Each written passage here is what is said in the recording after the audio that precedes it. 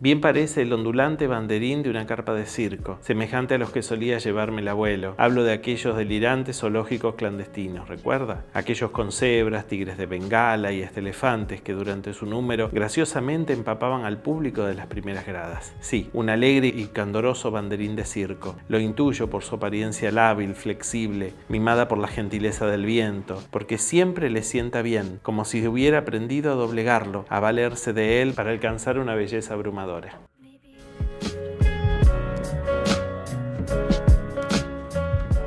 ¿Cómo andan?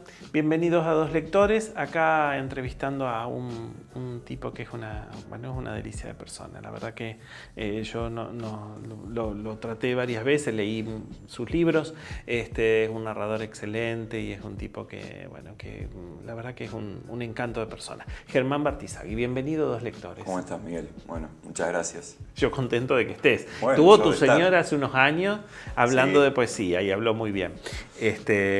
Pero ahora siempre me quedaba chueco, nunca estabas vos para completar la dupla. Germán, vamos a hablar un poco de tus cuestiones, de tu llegada a la literatura. Contanos quién es Germán Bartizagui. Mirá qué pregunta. Bueno, definirse, qué desafío. Bueno, soy un pilarense que nació en 1987, se vino en el 2006 a estudiar acá a Santa Fe con el firme propósito de ser contador público, un propósito que pronto se fue disolviendo y después me fui hacia las ciencias de la comunicación en el 2009 más o menos, ya viendo que los números no eran para mí. Y curioso porque después terminé trabajando como bancario, o sea que de algún modo los números volvieron a Viste que hay un destino profesional que sí. Siempre nos sigue. Qué sé yo, el sueño de mi casa era ser abogado, terminé estudiando profesora de letras, pero a la fuerza trabajo en el Poder Judicial. Bueno, así que pasan esas cosas. Sí, como que estamos el estigma de la educación. Y cuando empiezo a estudiar comunicación en la Universidad Católica, me entero de que había un taller, el taller San Lucas, que lo coordinaba María Hortensia Oliva en ese momento. Y bueno, me acerqué ahí, empecé a encontrarme con gente que parecía tener los mismos intereses que yo, cosa que por ahí antes no me había pasado, viste que es difícil por ahí dar con la gente que está en la misma sintonía que uno. Y bueno, en encuentros semanales, donde se nos incentivaba de algún modo a sacar eso que uno tenía dentro y que no sabía bien qué forma darle, ¿no? Decime, Germán, ¿y cómo llega el fantástico? La obra, les cuento, los que quieran acercarse a la obra de Germán, él es básicamente narrador, por lo menos por lo publicado, lo inédito no lo conozco, es narrador de cuentos y es buen cuentista.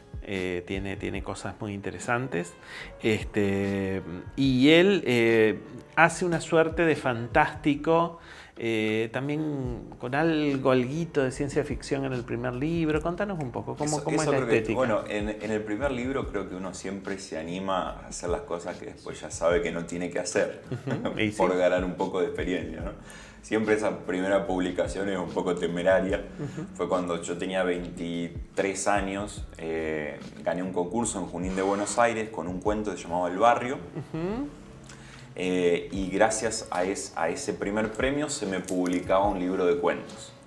Entonces, empecé a juntar un poco los textos que tenía básicamente, que habían surgido al calor del taller ahí en la Católica. Y se agruparon en este primer libro de cuentos que tienen por ahí algunos textos que juegan un poco con la ciencia ficción, sobre todo con lo fantástico. Después creo que me fui convirtiendo, los años me llevaron a ser un poco un narrador más realista. Sí. Pero bueno, uno siempre se está buscando también, ¿no? Sí. Es como que no...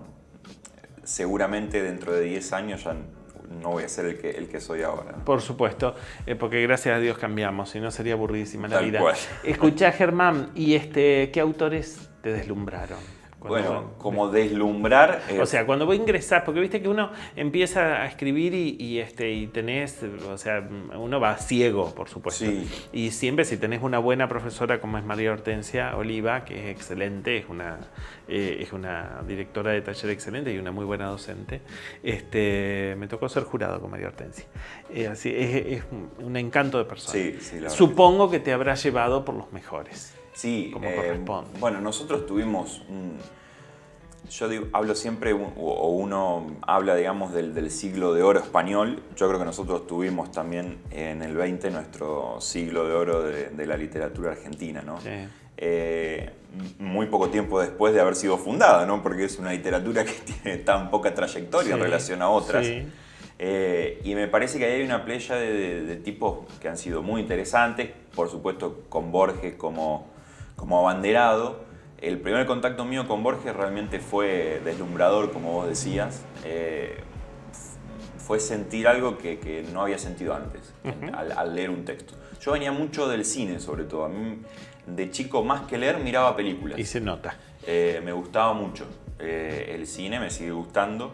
Y entonces empecé a leer más seriamente ya en esa etapa desde los 20 en adelante. Ahí es como que me tomé más en serio la lectura, en el sentido de empezar a dejar un poco la inocencia de lado y ya correrme del mero lector que busca un entretenimiento y empezar a analizar un poco de otra manera cada texto. Hay mucho, en los textos de Germán, hay mucho de Cortázar. Sí. Bien, o sea, no es que, cuando digo mucho, o sea, acá cuando decimos hay mucho Cortázar y mucho Borges, quiere decir que está, o sea, no es una copia de Borges, sino que es un sedazo que pasó por, o sea, es una lectura que pasó por un lector atento, un lector inteligente, un lector no imprudente, sino al contrario, y que cundió la semilla y creó una historia y una estética propia. Y hay mucho Cortázar. Sí, lo que pasa y creo que en la sintaxis, sobre todo, en algún que otro libro, tal vez en Simón dice Cuéntales. Ahora hace ya varios años que no edito, desde el 2017, son 6 años que no he editado nada. Gané el año pasado el concurso de cuentos de la municipalidad y gracias a eso ahora sí se van a publicar varios de los cuentos que estuve escribiendo en este último tiempo. Ahí me parece que ya fui como soltándome un poco más y ganando más un estilo más propio. Siempre hay que matar a algún que otro padre, claro, ¿no? Por supuesto. Y la profesión, por llamarla de alguna manera, de escritor, siempre tiene otros tiempos. Yo a veces nos comparo con la vida del deportista y qué diferente que es en cuanto a las edades, ¿no? Porque un deportista de 35 años, como tengo yo hoy, ya está de vuelta, ¿no? Ya está terminando su carrera, así que no la terminó. Y en cambio el escritor es como que recién se empieza a encontrar a esta edad. Sí. Son otros plazos. Otros plazos. Y los premios y las gratificaciones en literatura, cuando empiezan a llegar después de los 35, 40, 45, sí, que va a ser lo que... Sí, no, van a llegar, en vos van a llegar.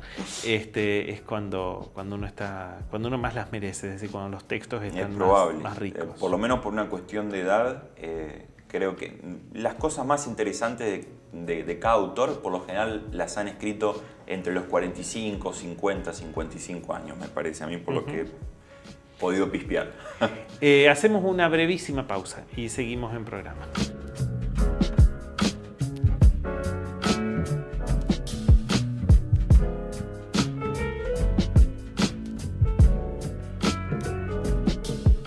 Las obras no paran.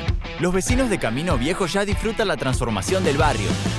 En Los Hornos los trabajos avanzan a paso firme, al igual que en Yapeyú, La Ranita, San Agustín y Loyola. Mirá todo lo que estamos haciendo en santafeciudad.gov.ar. Estamos cumpliendo.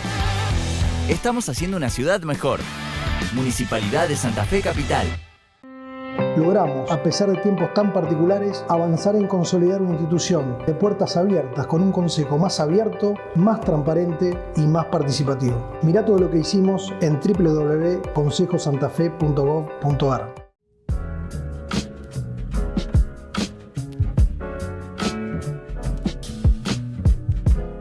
¿Qué tal? Seguimos en programa. Para conocerlo un poco más a Germán, vamos a ver como una trastienda de su producción. Después vamos a hablar de sus libros, seguro, porque aparte me interesa que él diga cómo surgieron, cómo salieron. Pero él trajo, cosa que me parece muy inteligente y que pocos entrevistados míos tienen esa cosa de traer lo que leen, ¿eh? Porque un poco también Dos Lectores tiene que servir para que la gente que escucha sepa que, bueno, que los escritores también leemos y que los escritores nos alimentamos de literatura, ¿eh? Así como dijo Germán que también él usó mucho el cine en una época, bueno, nos alimentamos de todo lo que es visual y sobre todo de lo que está escrito. Incluso creo que es interesante a veces medir qué tan valioso es un escritor de acuerdo a las veces que te lleva a la biblioteca, digamos, claro. Como las referencias que va habilitando. Por ahí un tipo que queda siempre en sí mismo no me resulta interesante. Bueno, Borges decía, no me enorgullezco de los libros que escribí, sino de los libros que leí. Vamos a empezar con un argentino, Mis Muertos Punk, de Fowell. Sí, con Fowell sentía que tenía una deuda porque era como un nombre que sonaba en el espectro literario, pero nunca me acercaba. Bueno, el otro día pasé por una librería, trato de no pasar por lo general por librerías porque no puedo evitar entrar. Después no tengo tiempo para leer todo lo que compro. Y bueno, empecé leyendo el primer cuento de... ¿Qué te gusta de Fowell? Mirá, hacia grandes rasgos. Me ¿no? pareció una sintaxis bastante innovadora. Muy loca. Sí. Creo que es muy llevadera. Un tipo que se nota que es inteligente al momento de narrar. Y ya hay una clara diferencia entre lo que fueron generaciones anteriores, ¿no? Es como que se nota que el tipo quería fundar algo, ¿no? Un quiebre. Bueno, de Fowell, que es un escritor que a mí también me gusta mucho, es muy interesante, saltamos a la pintura, Kandinsky. A la pintura con Kandinsky, sí. Muy revolucionario. En el arte, sí. De cómo por ahí el tipo propone el reemplazo de lo figurativo por lo abstracto. Lo abstracto. Y bueno, ibas dando sus razones que también tienen que ver con la matemática. Bueno, a veces está interesante leer sobre todo qué tienen para decir tipos que se especializan en un campo determinado y salen a hablar de otra cosa, porque tienen miradas también que son innovadoras. Vamos a Whitman. Bueno, eso lo compramos en una mesa de saldo con Rosario para tener otra edición más, porque ya teníamos.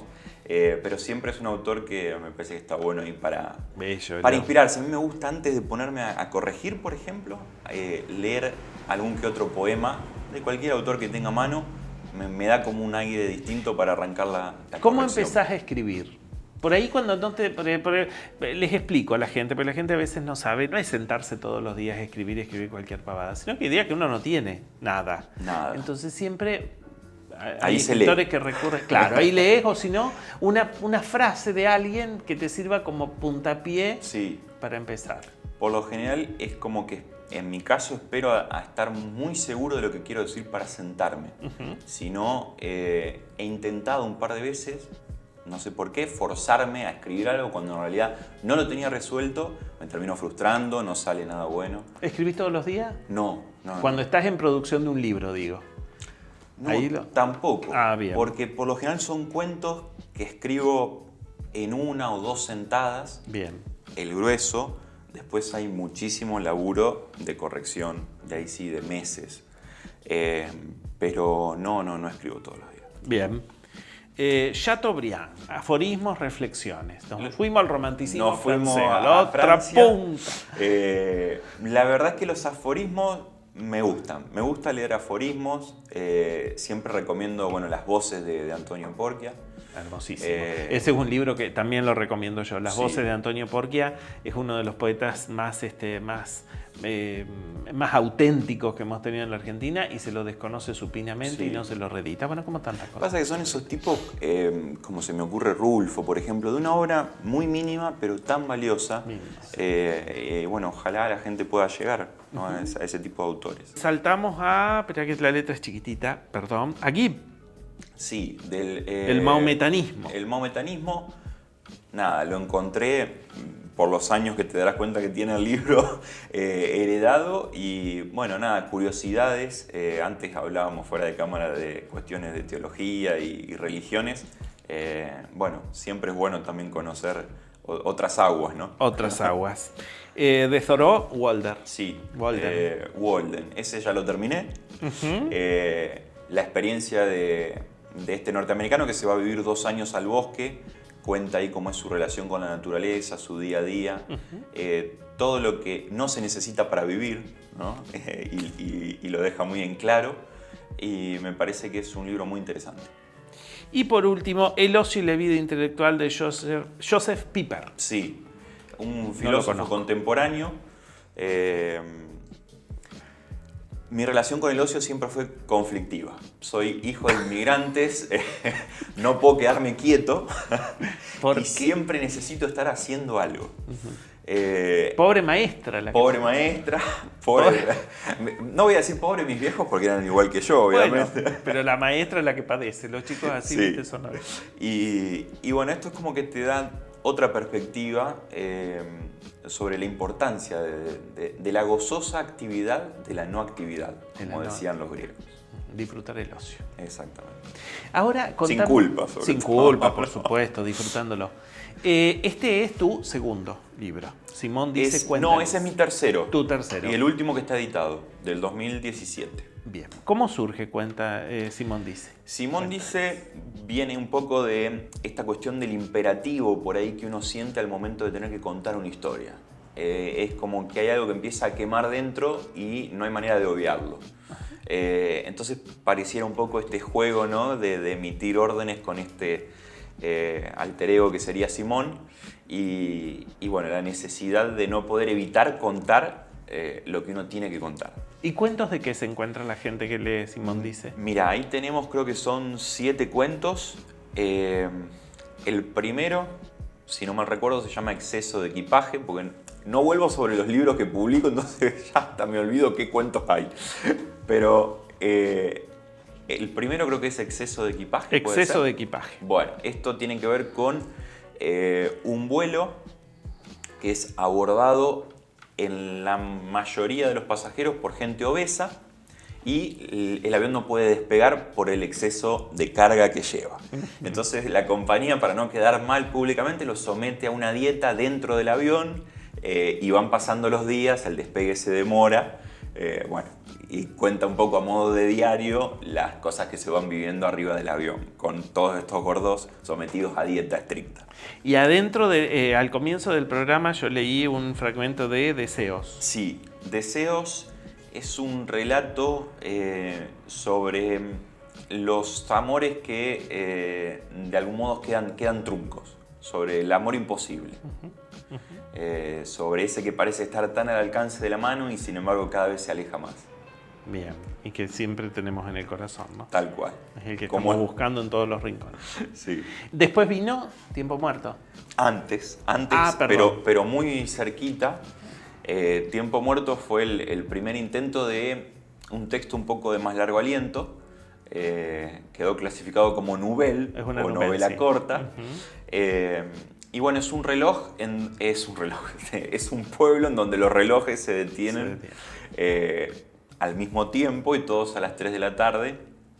Y hay un tipo grande, Alejo, que es el protagonista, que va contando un poco cómo se altera la vida en el pueblo en base a este paro inédito, digamos, de los relojes. Hacemos una breve pausa y seguimos en programa.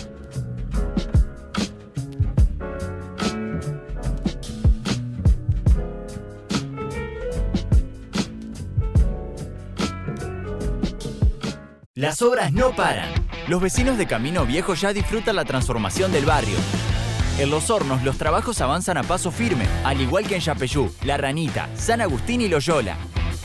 Mirá todo lo que estamos haciendo en santafeciudad.gov.ar. Estamos cumpliendo. Estamos haciendo una ciudad mejor. Municipalidad de Santa Fe Capital. Logramos, a pesar de tiempos tan particulares, avanzar en consolidar una institución de puertas abiertas con un consejo más abierto, más transparente y más participativo. Mirá todo lo que hicimos en www.consejosantafe.gov.ar.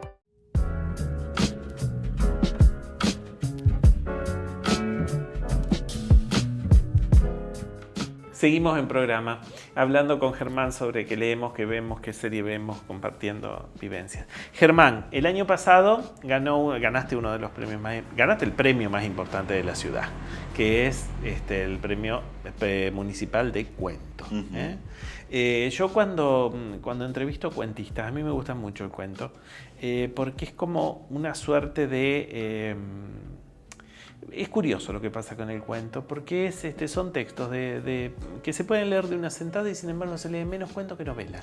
Sí, yo creo que hay como un error conceptual en el imaginario de los lectores, digamos, de que el cuento, por ser más breve, necesariamente es más pobre que la novela, que es un texto más largo. Yo creo que el cuento tiene una generosidad muy grande y en proporción es mucho más lo que da en relación a lo que exige. Sí. Las horas que exige una novela, el tiempo que lleva, por lo general tiene que ser una novela muy buena para que pague todo ese tiempo. En cambio el cuento, con sus 3, 4, 5 páginas, a veces un poco más, pero da mucho y exige muy poco. Sí. Y convengamos que la literatura nace con el cuento, digamos, o por lo menos dejando un poco de lado la poesía, ¿no? Que es la niña mimada, pero el tema de la narración necesariamente tiene que haber surgido oralmente y con historias que uno puede prever de la extensión de un cuento. Sí. Sí, porque nuestros antepasados se reunían a contar las historias de sus padres, de su familia. Claro, es lo que permite la narración oral también. Claro. Contar una novela es imposible, sin estropearla. Sí, no, imposible. ¿Cómo se llama el libro que ganó? Unos metros de soga. ¿Y cuál es el espíritu del libro? Es decir, ¿hay una idea fuerza? Mirá, son textos que creo que trabajan bastante el absurdo, la ironía. El último texto se llama justamente Unos metros de soga y da título a todo el volumen. Son 14 cuentos y, por supuesto, no hay una temática única, pero estoy conforme con cada uno de los textos. El primero, por ejemplo, tiene que ver con una mujer de aproximadamente 30 años que vuelve a su casa después de haber estado ausente unos 4 o 5 años, con un hijo que en realidad es un muñeco de plástico. Y entonces la familia tiene que lidiar con la llegada de esta especie de hija pródiga que vuelve, pero vuelve diciendo ser la madre de un muñeco. Bueno, y ahí arranca, ¿no?